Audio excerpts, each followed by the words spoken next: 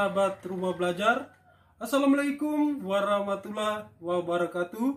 Salam sejahtera untuk kita semua. Salam sahabat rumah belajar di mana saja Anda berada. Jumpa lagi dengan saya, Audatus Helmus Buko, guru pada SMP Negeri Pruda, Desa Pruda, Kecamatan Baiblama, Kabupaten Sika, Nusa Tenggara Timur. Sahabat rumah belajar, kali ini saya akan membagikan video pembelajaran materi IPS kelas 7 semester 1. Adapun topik materi yang akan kita pelajari hari ini yaitu manusia, tempat, dan lingkungan. Dengan submateri ruang dan interaksi antar ruang. Sahabat rumah belajar, adapun tujuan materi yang akan kita pelajari kali ini yaitu pertama, peserta didik dapat menjelaskan konsep ruang. Yang kedua, peserta didik dapat menjelaskan pengertian interaksi antar ruang. Yang ketiga, peserta didik mampu menyebutkan contoh keruangan antar wilayah di Indonesia. Yang keempat, peserta didik mampu menjelaskan kondisi saling ketergantungan yang diperlukan untuk terjadinya interaksi antar ruang. Sahabat rumah belajar, apa yang dimaksud dengan ruang? Untuk menjawab pertanyaan tersebut, mari kita perhatikan gambar-gambar berikut. Gambar pertama merupakan gambar rumah. Rumah digunakan oleh manusia sebagai tempat untuk tinggal. Gambar yang kedua adalah gambar sawah. Pada gambar ini tampak berbagai macam yang ada di dalam. Di antaranya seperti padi, ada burung, ada katak, dan hewan yang lainnya. Gambar yang ketiga adalah gambar hutan, di mana tampak pada gambar itu ada berbagai jenis tumbuhan dan juga berbagai jenis hewan. Ketiga gambar tersebut merupakan contoh sebagian ruang yang ada di permukaan bumi. Jadi, ruang adalah tempat di permukaan bumi, baik secara keseluruhan maupun sebagian, yang digunakan makhluk hidup untuk tinggal. Sahabat rumah belajar, perlu kita ketahui bahwa setiap ruang yang ada di permukaan bumi memiliki ciri khas atau karakteristik yang berbeda-beda. Perbedaan karakteristik inilah yang menyebabkan keterkaitan antar ruang di permukaan bumi. Untuk memberikan pemahaman yang lebih, mari kita perhatikan gambar-gambar berikut. Gambar pertama adalah wilayah A yang berada di pesisir pantai, yang merupakan daerah penghasil ikan. Gambar kedua adalah wilayah B yang berada di daerah pegunungan, merupakan wilayah penghasil sayur-sayuran. Untuk memenuhi kebutuhan akan sayur-sayuran di wilayah A dan kebutuhan akan ikan di wilayah B, maka dibutuhkan saling keterkaitan antara wilayah A dan wilayah B, sehingga dapat terpenuhnya kebutuhan baik di wilayah A maupun wilayah B. Keterkaitan antara wilayah A dan wilayah B, inilah yang disebut dengan interaksi antar ruang.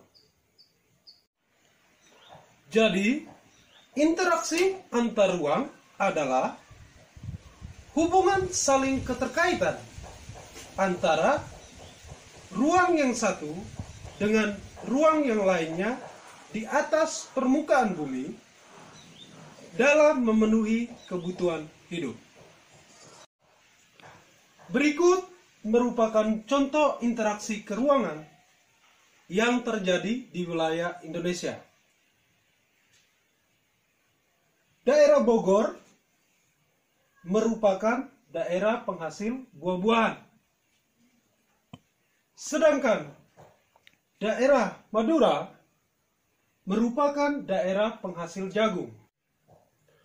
Untuk memenuhi kebutuhan jagung di daerah Bogor dan buah-buahan di daerah Madura, maka kedua daerah tersebut melakukan interaksi berupa perdagangan untuk memenuhi kebutuhan masing-masing daerah.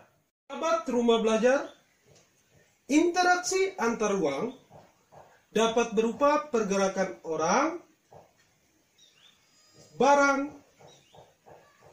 informasi dari daerah asal menuju daerah tujuan. Interaksi dapat terjadi dalam bentuk perjalanan menuju tempat kerja, migrasi, perjalanan wisata, pemanfaatan fasilitas umum, pengiriman informasi atau modal, perdagangan internasional, dan lain-lain.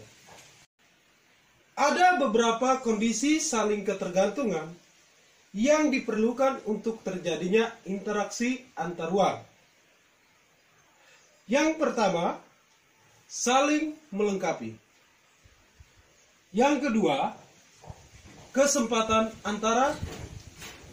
Dan yang ketiga, kemudahan transfer.